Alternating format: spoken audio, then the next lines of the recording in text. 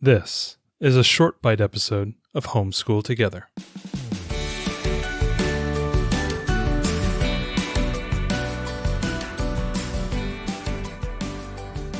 Hello and welcome to Homeschool Together Short Bite Edition. Thanks so much for joining us. If you have a chance, head down into the show notes to find a way to support the podcast, either through a donation or through your reviews. Today we are talking about the expansion or a side game off of a very standalone famous series, Seven Wonders. I'm sure many people have heard of the game, Seven Wonders. We've played it a number of times. I don't know if we've reviewed it here. Yeah, I think we have a review on it. We'll link it down There's below. a bunch of different types of Seven Wonders, and we have... There's like a bunch of expansions. There's like Armada and Cities and Leaders. And then they have Duel, which is a standalone game. Right, the standalone two-player. But today we're talking about Seven Wonders Architects, which is a... wonderful version because Duel is as you said earlier before we started, it's just a two-player game. Right. Seven Wonders is 3 people and above, which is always 3 to 7. I love that Seven Wonders plays up to 7 because it's really hard to find a game that plays 7 people. So if you have a large family, this is a good one. Yeah, 4 or 5 tends to be the limit on a lot of games, but going up to 7 is pretty unique. The problem with Seven Wonders, you have to have 3 players. There is a 2-player variant where there's like a dead hand that's being played. There's the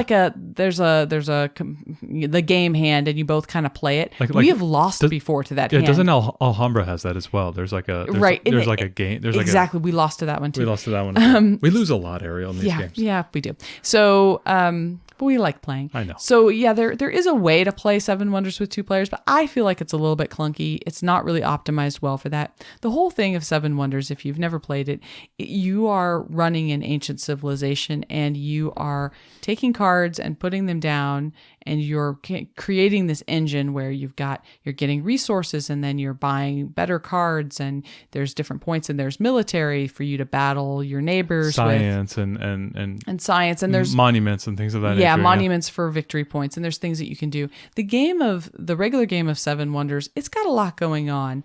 You get a hand of cards. You're going to take one of those cards and put it in your civilization. Then you pass that hand to the left or right, and then you get the next hand and you take from that. And you're building this big engine, and there's more complexities as far as how you score points, and different cards help you build your wonders, which gives you bonuses. And there's kind of a lot more going on there. One of the things that Seven Wonders Architects does, rather than being expansion... What's great about it, and we mentioned the players, this is 2 to 6 players. 2 to 7. 2 to 7. Still goes to 7. But this is great because it has a 2-player... It has a 2-player, which and is... not some weird variant. It's just 2 players. Yes, it can actually happen, which is really neat. So I think what's really pretty cool about this one is that they have simplified this. So if you haven't played Seven Wonders before, if I didn't have either game, I'll tell you right now, I would buy this one. Yeah. If you've never bought either Seven Wonders or Seven Wonders Architects, I would buy this one first because I think that it's a streamlined version of the game. So you still do have these really cool like cardboard pieces of building like a temple or whatever, and then you're going to be able to build those pieces, and flip them over, right? Yeah. So that they're built, you know, quote unquote, through the game, and it gets you some bonuses. But the interesting thing about it is you have everyone will have a deck to their left and to their right, and then they're face up, and then there's a face down deck in the center. When it's your turn, you can choose off of any one of those. Yeah. So you could definitely take a card that your neighbor wants, which is, you know, where it's kind of similar to the original Seven Wonders, which I like. So you could say, oh, I want to take a stone resource because I need enough stone so I can build these pieces of my wonder. Or I'm going to take military because at certain intervals through the game, I'm going to get bonus points if I have more military, it's little shield symbols than you have.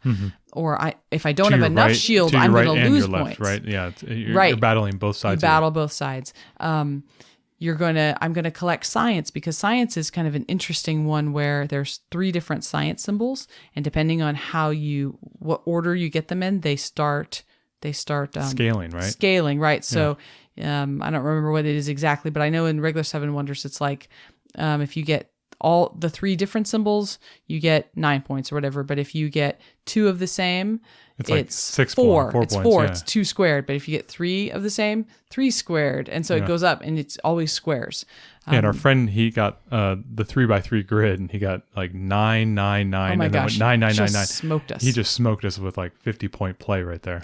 Anyway, it's really fun. There's a few different things going on. One of the things I've always enjoyed about Seven Wonders, any of the versions of Seven Wonders, is that there isn't just one way to win.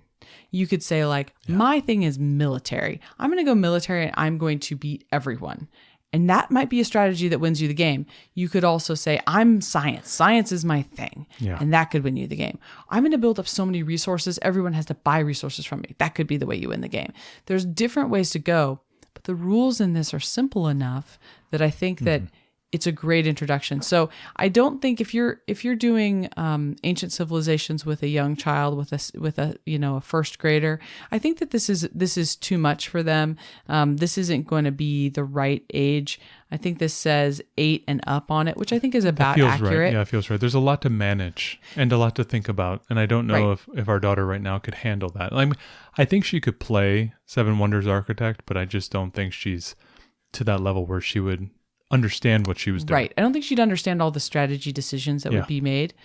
This game isn't a super long game either, which I think is really fun. Yeah, we played it in like 20, 25 minutes. Yep. It says it's about 25 minutes, and I would say that's accurate. Yeah. It's not too long. The rules are simplified. It has a great theme of this ancient civilization. Yeah. If you're doing ancient civilizations with a slightly older child or multi-age kids, this would be a great thing to get to play and kind of reinforce that because I think it's got a really cool theme. It has some good strategy decisions to make, and it's a much more streamlined version. So that would be our take. If you don't have either, we love Seven Wonders games. And I was almost asking myself after we played this. How many more versions of Seven Wonders? No, I was asking myself, do we need to buy this one? Yeah. Because our friends have brought it over several times and we've played it with them. And that's why we wanted to talk about it. We know that there's a lot of love out there for Seven Wonders. Yeah.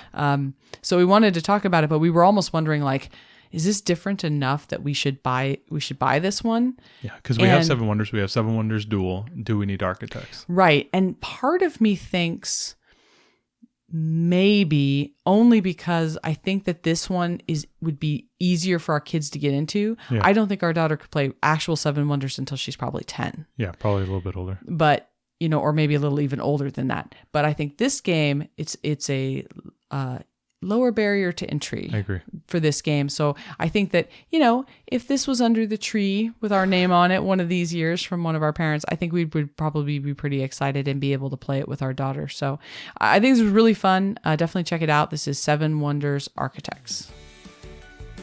Thanks so much for joining us today and making us a part of your homeschool journey. Please engage with us on social media. Join our Homeschool Together podcast group on Facebook and find us at Homeschool Together Podcast on Instagram. We'd love to hear your feedback, questions, and recommendations. Until next time. Happy homeschooling!